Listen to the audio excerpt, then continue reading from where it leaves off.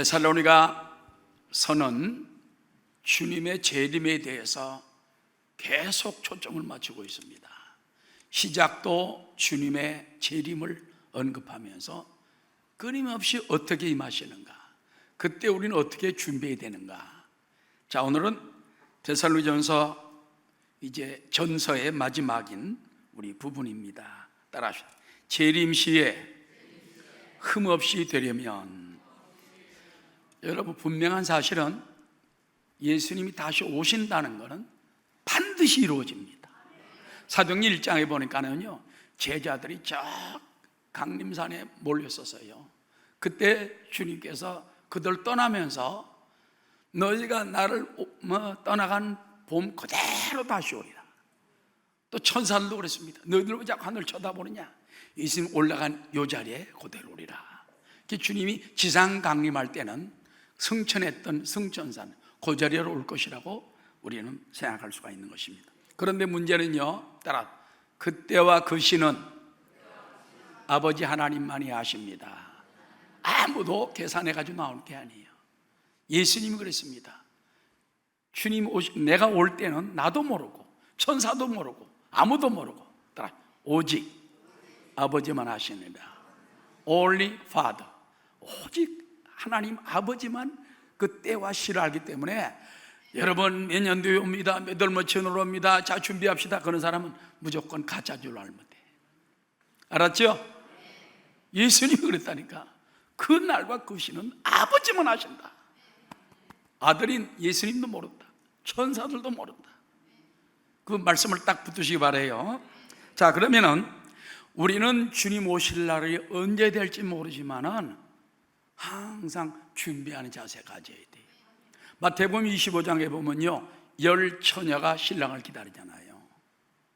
주로 그 당시에는 팔레스타인 지방은요, 밤에 결혼식을 합니다. 우리 한국은 결혼식을 낮에 하지만은, 제가 남미에 가 있을 때 결혼식 주례를 몇 번 했는데 밤중에 했어요. 밤중에 다 끝나고, 결혼식 끝나면 11시, 12시 됩니다. 밥 먹고 나면 1시, 2시 됩니다. 그래서 그때 깨닫게 되더라. 주님이 신랑이 밤중에 온다더니 이렇게 밤중에 결혼식을 하는구나. 그래서 이제 10처녀가 신랑을 기다리는데 언제 올지 모르니까 등불이 꺼져가는 거예요. 기름 없으니까는 준비해온 5처녀는 이제 또 하면 되지만, 나머지는 동네로 구하러 간 새에 신랑이 왔었어요. 그래서 데리고 올라가 버렸습니다. 나중에 기름을 구해야 5처녀가 와서 문을 두드리니까는 나는 너를 도무지 모르노라. 그러니 여러분 정신 바짝 차려야 돼요. 알았죠? 그냥 딴짓하다가 주일날 그냥 자꾸 다른 데 돌아다니고 그냥 세상 쾌락취하다가 그때 와가지고 아이고 예수님 오신 모양이야 두드리면 나는 너를 도무지 모르노라.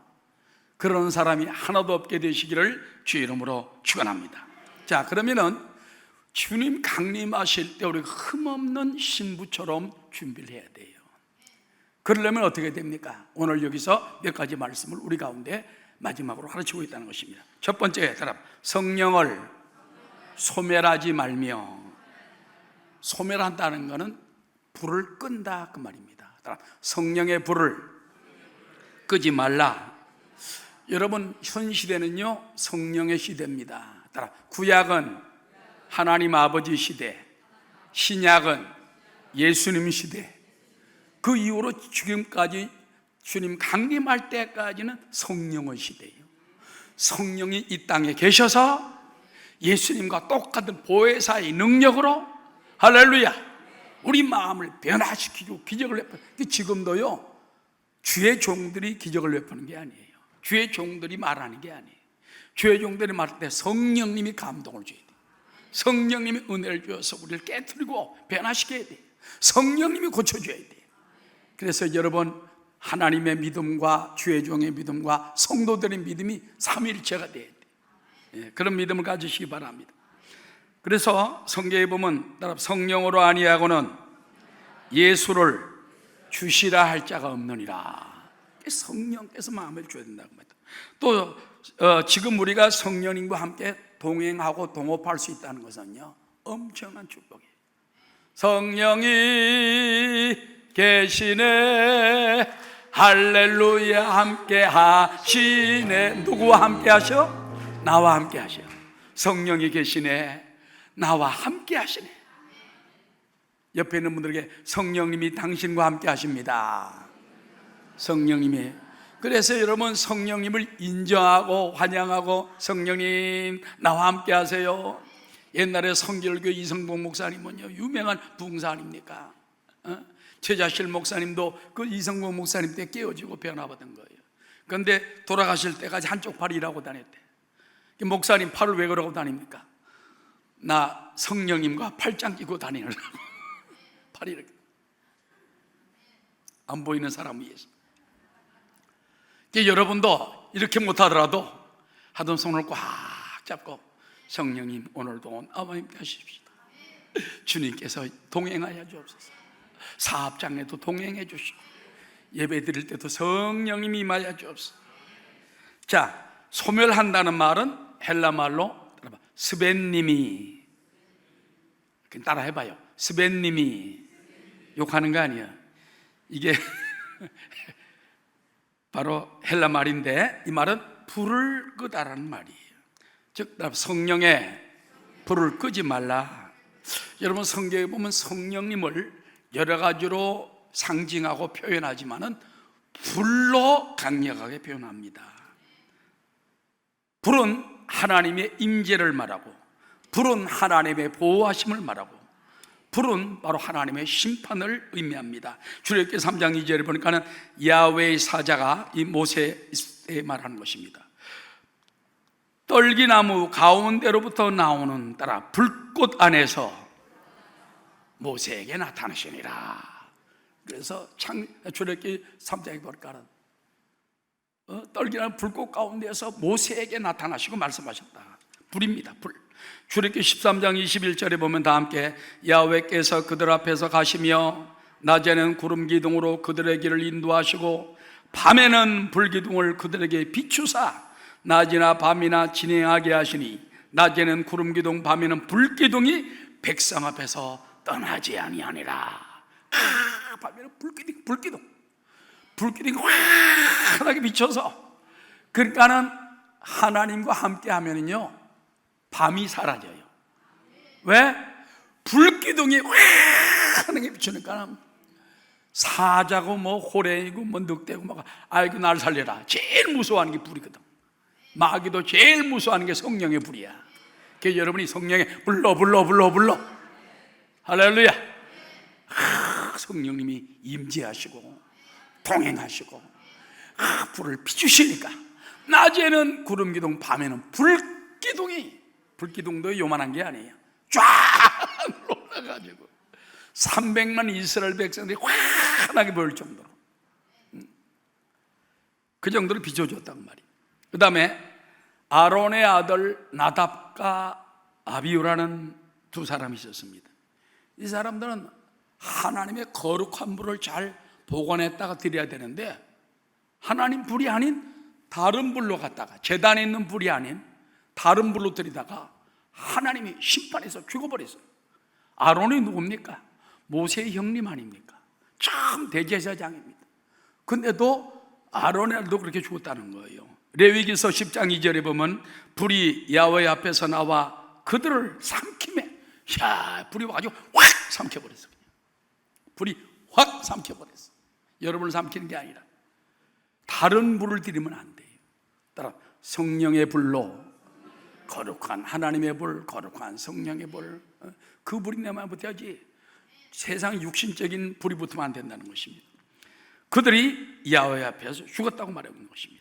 그 다음에 여러분 알다시피 오순절날 성령 강림 임할 때 불의 혀 같은 것이 갈라지는 것, 저희 각 사람의 보여 저희 각 사람 머리 위에 있더니 저희가 다 성령의 충만함을 받고 성령의 말하게 하심을 따라 다른 방언으로 말하기를 시작하니라. 여러분 침례 받을 때도 보면은요, 침례요한이 뭐라는지 압니까? 나는 너희로 회개케 하기 위하여 물로 침례를 주거니와. 내 뒤에 오시는 예수님은 성령과 불로 너에게 침례를 주시리니 자기의 타작마당을 정하게 하사 알곡은 꽃간에 쭉정이는 꺼지지 않는 불에 태운다고 말한 것입니다. 그래서 여러분, 불이 우리 인생을 살아가는 동안에 절대 필요합니다. 이거 불 아닙니까? 밥 해먹는 것도 불 아닙니까? 자동차도 불 아닙니까? 공장도 불 아니면 못 돌아가. 알았죠? 요즘 이제 물 동원하는 것도 있지만은, 그래서 무엇이든지 온 세계를 움직이는 걸 보면 불이 필요한 거, 불.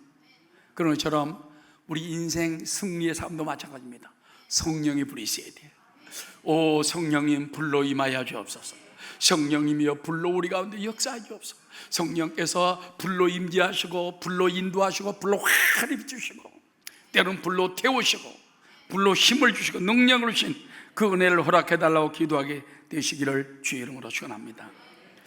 여러분, 구약시대에 보면요, 하나님 전에 제단이 있잖아요. 제단에 불을 꺼지면 안 돼요. 24시간 불이 계속 타올라야 돼요. 거기다 기름을 갖다 계속 부으면은 이게 타오릅니다.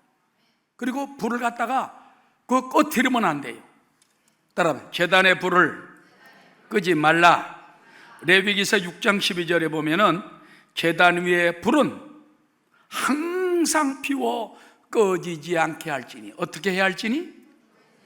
제단의 불은 항상 피워서 꺼지지 않게 할지니, 제사장은 아침마다 나무를 그 위에서 태우고 번제물을 그 위에 버려놓고 화목제의 기름을 그 위에서 불사를 지며, 따라, 불은 끊임이 없이 제단 위에 피워 꺼지지 않게 하라. 여기서 제단이라는 것은요, 번제단을 말합니다.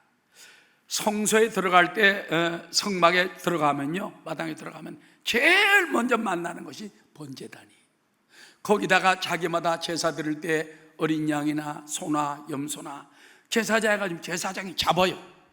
하나님께 피를 들여 그 위에다가 태우는 것입니다. 그 제단에다 태우는 거예요. 그렇기 때문에 그 불은 항상 더 올라야 돼. 꺼지면 안 돼. 여기 말하고 있죠. 기름을 갖다 넣고 계속 제사장들이 관리해서 피워야 된다. 이 말은 몇 가지 의미가 있습니다. 따라, 예배의 제단에 불이 꺼지지 않게 하라. 교회도 할 수 있으면 자꾸 이름을 끊임없이 기도하고 예배 드리는 거 좋아요. 주일날 어떤데 한 달에 한 번 나와가지고는 불이 시들시들합니다. 그런데 철학이도 나와서 부르주고, 할렐루야, 새벽 기도도 좀 나오고. 우리 중직들이 새벽 기도 나와야 돼요. 알았죠? 요즘 보니까 여름인데 내가 좀 봐주지만은 이제 겨울 되면 이제 국물도 없습니다. 무조건 나와야 됩니다. 장로님들이 저한테 와서 그러더라고요. 목사님, 새벽 기도할 때 어떤 때는 닷새 했다가 3일 했다가 나으라는데 이왕이면 막 쫙 좀 해주시죠 그러더라고요. 그래서 내가 주의 정도라고 상의해 보겠다고 그랬어요.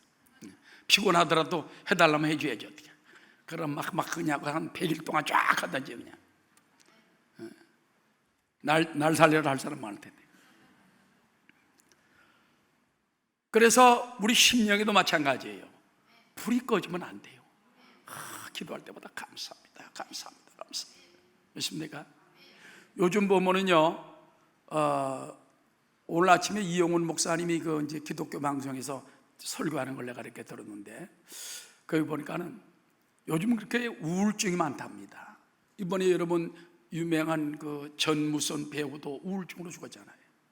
정치인 가운데 정모 씨도 어제 죽었다, 자살했다는 말이 있더라고요. 그분도 우울증이 있었다고 그러더라고요. 깜짝 놀랐어. 그렇게 대단한 분이 우울증이 있을까? 그런데 얼마 전까지만 해도 국민의 10분의 1, 10명 중에 1명이 우울증이었어요. 근데 지금은 더 늘어가지고 7명 중에 1명이 우울증이라는 거예요. 우울증이 심해지면 어떻게 됩니까? 정신질환이 되고 조현병이 되고 아주 잘못하면 큰일 납니다. 그래서 이용훈 목사님 그러더라고요. 우울증을 없애려면 어떻게 되냐? 순복음께 나와서 주여 3창 많이 하면 된다. 주여 미샤. 그럼 여기 또 우울증이 싹 사라지는 거예요. 우울증을 모시고 살면 안 돼. 믿습니까? 나와서 막 믿습니다. 안 되면 두 손 들고도 그냥 기도하고 주여 3창. 형제하지 마라. 그래도 안 되면은 금식기도원에 가서 금식을 한 3일 하면은 조현병이, 우울증이 살을 수 있다. 뭐 그렇게 얘기하시더라고요. 하여튼 따라하세요. 제단의 불을 끄지 말라. 그 예배의 불이 꺼지 않도록 여러분이 해야 돼요. 할 수 없으면 자꾸. 그래서 성경이 뭐라고 그랬습니까? 말세에 모이기를 힘써라. 자꾸 힘써야 돼요. 세상에 놀러 가려고 세상은 자꾸 유혹을 해. 마귀는 놀러 가라, 여행 가라, 어디 가라, 자꾸 막 돌아다니게 합니다. 싸돌아다니게 합니다. 난 여기 부산에 와서 보고 우리 목사님들이 굉장히 여행을 잘 다니더라고. 저나 우리 집 사람은 다 다녀봐가지고 남미도 가보고 미국도 가보고 다니고 싶은 생각이 없어. 근데 여기는 목사 뭐 그렇게 다니기를 좋아하는지 모르겠어. 저는 한 10번 갈 때 한두 번밖에 안 다녀가면 어쩔 수 없는 경우만. 뭐 오늘도 가면 저 가고 내일도 가면 저 가고 뭐 이런 분들이 많이 계시더라고요. 예, 아마 우리 교회보다 다 부자인 것 같아요. 하여튼 예배의 불을 꺼뜨리지 말고 불이 계속 타올라야 돼요. 제단에 불 끄면. 그 다음에 이 제단의 불이라는 건요, 헌신을 말합니다. 갔다가 어린 양을 드리고 짐승을 드리고. 여러분, 옛날 사람들 가난했을 텐데 어떻게 그렇게 짐승을 많이 드렸을까요? 하나님께 드리면 하나님이 채워주셔. 주라 그러면 돌려줄 것이니 곧 후이되어 누르고 흔들어 넘치도록 하여 너에게 안겨주리라. 이번에 보니까는 엘리베이터 노후된 거 이제 교체한다 그러니까 성도들이 어려운 가운데도 막 그렇게 해주십니다. 장로 회장님이 와서 저한테 그러더라고요. 장로회에서 우리가 3천만 원 드리기로 했습니다. 한꺼번에 드리지 못해도 쭉 해가지고 아마 이렇게 이제 매달로나씩 해가지고. 그래서 내가 굉장히 마음에 감동을 받았어요. 또 우리 권사님들 보면 또 모아가지고 오신 분도 계시고 각자 가지고 오신 분도 계시고. 여러분 생활이 어려울 텐데도 하나님이 감동을 주니까. 뭐 저는 뭐 강요한 적이 없습니다. 하나님이 감동을 주고 하나님이 은혜를 주니까는 먼저 그의 나라와 그 일을 구하는 거예요.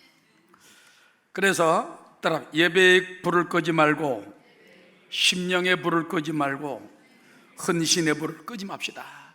성령의 불이 계속 타오르도록 해야 돼요. 믿습니까? 그래서 집안에서도 세상 TV도 보지만 그러나 기독교 방송도 이렇게 들으면서 자꾸 은혜를 받아야 돼요. 제 방에는 뭐 그런 건 없습니다. 제 방에는 그냥 일반 방송밖에 없기 때문에 어떨 때는 나가서 볼 때가 있습니다만은. 그래서 제일 먼저 따라 말세에 성령의 불을 소멸하지 말며, 두 번째는요 따라 예언을 멸시하지 말라. 그건 예언하는 사람들을 비우지 말라. 예언이라는 건 크게 두 가지입니다. 따라 하나님 말씀이 원천적인 예언이다. 여기에 모든 하나님이 예언의 말씀이 다 들어가 있어요. 그런데 때로는 구약 시대로부터 예수님 때나 예언자들이 있잖아요. 때로는 시대를 질타하기 위해서, 때로는 우리를 깨우쳐주기 위해서 예언도 주고, 따라 우리가 기도할 때 성령께서 각자에게 예언도 주신다. 예언자에게만 주는 게, 마지막 때는 성령이 역사하시면요 어린 아이들의 입을 통해서 예언도 하게 만드는 거예요. 사도행전 2장 17절에 보면 하나님이 말씀하시기를 말세에 내가 내 영을 모든 육체에 부어주리니 따라 너희의 자녀들은 예언할 것이요. 자녀들도 은혜를 받고 성령의 불을 받으면요 어떤 때는 하나님 자꾸 깨우쳐주는 거예요. 왜? 마음이 순수하니까, 욕심이 없고. 그래서 그들이 성경 보고 기도하고, 여름 성경학 같은 때 놀러 오는 것보다도 성령의 감동을 받도록 해야 돼요. 아멘. 성령의 감동을 받아서 말씀을 듣다가 찬양을 하다가 또 여름 같이 수련을 하다가 막 성령의 감동을 받아야 돼. 너희의 자녀들은 예언할 것이요 너희의 젊은이들은 환상을 보고, 따라 너희의 나이 많은 노인들은 꿈을 꾸리라. 여기 보면 늙은이들은 그런 기분이 별로 안 좋더라. 예, 젊은이들은 그건 괜찮은데 노인들은 차라리 그나지. 노인들은 꿈을 꾸리라. 요즘 보면 한국 공영방송이라고 대방송들 있잖아요. 이런 방송들에 보면은 이제 자꾸 뭘 조장하느냐? 하나님의 살아계신 그 능력을 자꾸 배제하고 무당이나 미신이나 점이나 이런 데 자꾸 끌고 들어와요. 그런 거 보면은 정말 마지막 때가 가까워지는 거예요. 그것도 마귀 역사예요. 알았죠? 마귀 역사예요. 어떻게 이 교회를 빼놓고 교회를 때리고 이런 식으로 나가면 안 되는 것입니다. 정부도 그걸 깨닫고 잘 관리를 잘 해주시기를 부탁을 드립니다. 그래서 우리는 나라와 민족을 위해 기도할 때 정부와 언론과 방송을 위해서도 성령님이 역사하시도록, 마귀가 역사하지 않고 성령님이 역사하도록 기도하는 여러분 되시기를 주의 이름으로 축원합니다. 근데 여러분, 예언의 은사를 보면요, 너무 또 어떤 사람은 혼란스럽게 하는 경우가 많아서요. 바로 고린도 교회 같은 데는 은사가 풍성하니까 아무나 예언하고 막 질서가 없이 막 하는 거야. 막 너도 방언 나도 방언 막.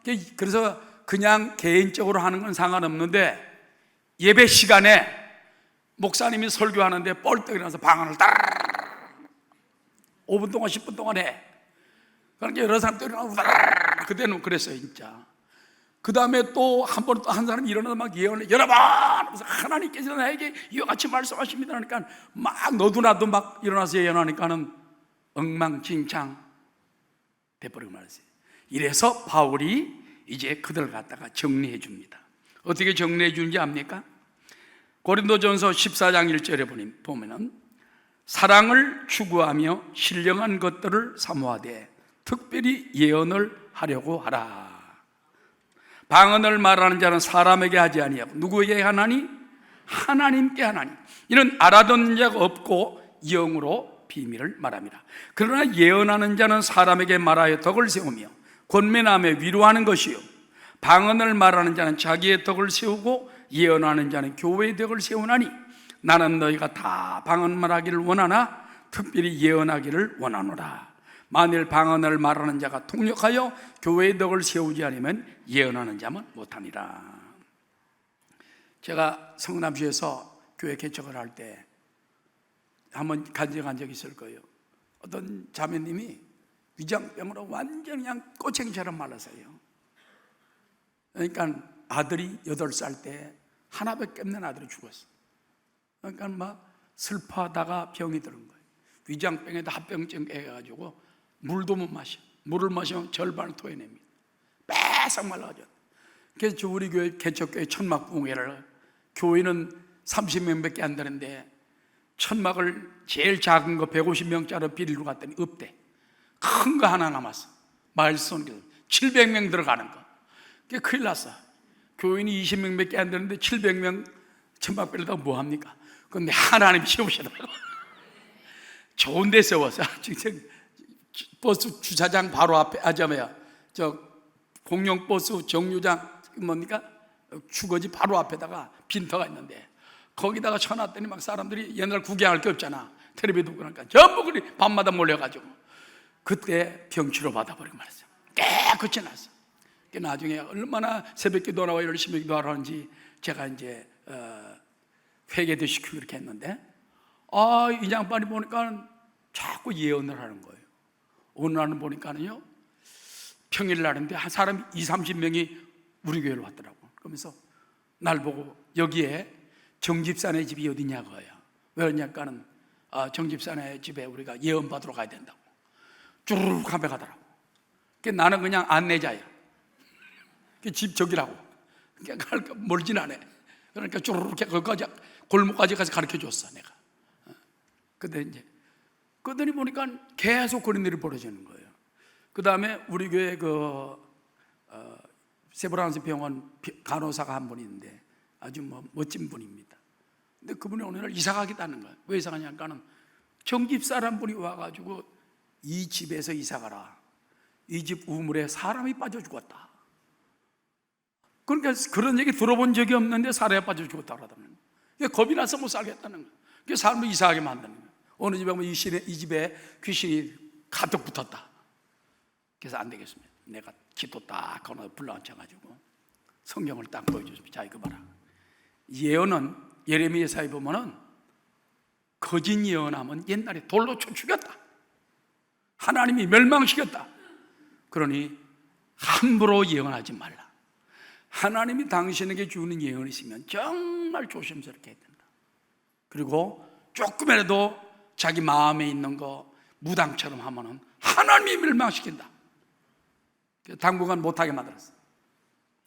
그래서 만약에 이걸 어기면은 우리 교회에서 나가라. 교인들 몇 명 안 되고 11조 잘 내는 교인 중에 하나인데 나가라. 결국 못하고 나갔어요. 나중에 돌아와가지고 또 와가지고 아이고 목사님 다른 데 가보니까 도저히 못 있겠습니다. 우리 교회 계시죠. 그래서 여러분 그 예언 같은 것도 우리 정리를 해줘야 돼요. 조회종들이. 저도 이것 때문에 조영규 성령론도 있고 예레미야서를 몇 번 읽고 하나님께 꿇어 엎드려 하나님 지혜를 달라고 하고 그렇잖아요. 그래서 그만큼 소중한 거예요. 예수 믿는 것은 받은 증거 많도다. 예수 피 안에서 기름 더욱 줍소서. 그러므로 우리 그리스도인들은 하나님의 뜻을 깨닫기 위해 예언의 은사를 사모하긴 하지만은 예언의 말씀을 무조건 배격하거나 또 왜곡하여 예언들을 멸시해도 안 되고 너무 지나치게 신비주의로 빠지면 안 된다는 것입니다. 그 다음에 세 번째입니다. 자, 재림시에 우리가 흠없이 되려면 모든 것을 헤아려 좋은 것은 취하고 악은 버리라. 21절입니다. 다 함께 범사에 헤아려 좋은 것을 취하고 악은 어떤 모양이라도 버리라. 자, 영적 은사를 우리가 사용할 때에 분별해야 돼요. 분별해야 돼요. 예언하는 사람은 예언하는 사람에게 분별을 받아야 됩니다.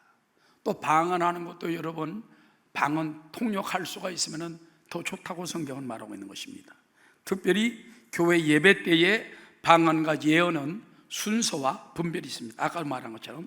자, 고린도전서 14장 26절 다 함께 시작. 그런즉 형제들아 어찌할까. 너희가 모일 때, 이때는 교회 예배 때를 말하는 것입니다. 너희가 모일 때에 각각 찬송시도 있으며 가르치는 말씀도 있으며 계시도 있으며 방언도 있으며 통역함도 있나니 모든 것을 덕을 세우기 위하여 하라. 그 당시에는요 예배 시작했는데 찬송도 말씀도 하기 전에 막 방언 예언 그러다 끝나는 경우가 많았어. 그렇기 때문에 바로 그 얘기를 하는 거예요. 자, 찬송도 하고 말씀도 듣고 아멘. 그 다음에 또 여러분 기도도 하고 계시도 있고 통역함도 있지 않냐. 모든 걸 덕을 세우기 위하여 하라. 그 다음에 만일 누가 방언으로 말하거든 두 사람이나 많아야 세 사람이 차례를 따라 하고 한 사람이 통역할 것이요 만일 통역하는 자가 없으면 교회에서는 잠잠하고 따라 자기와 하나님께 말할 것이요 예언하는 자는 둘이나 셋이나 말하고 다른 이들은 분별할 것이요 만일 곁에 앉아있는 다른 이에게 계시가 있으면 먼저 하던 자는 잠잠할지니라. 너희는 다 모든 사람으로 배우게 하고 모든 사람으로 권면을 받게 하기 위하여 따라 하나씩 예언할 수 있나니라. 이때는 은사 집회 주로 그럴 때 우리가 생각할 수 있습니다. 예언하는 자들의 영은 예언하는 자들에게 제재를 받는다. 그래 여기 보면 쫙 이 질서를 잡아주세요. 사도 바울. 그때 막 고린도 교회가 너무나 은사 때문에 막 엉망진창이 뒤죽박죽 돼가지고 뭐가 말씀인지 뭐가 은사인지 뭐가 성령의 역사인지 알 수가 없는 거예요. 그래서 정리해 주고 이걸 여러분 기억하시기 바랍니다. 그래서 따라하시죠. 모든 종류의 악을 멀리하라. 모든 좋은 것은 우리가 취하고 나쁜 것은 악은 모양까지 버리는 것이 주님 오실 날 우리가 준비할 일인 줄로 믿습니다. 그럼 네 번째 따라 재림시 평강의 하나님이 성도들을 온전케 하십니다.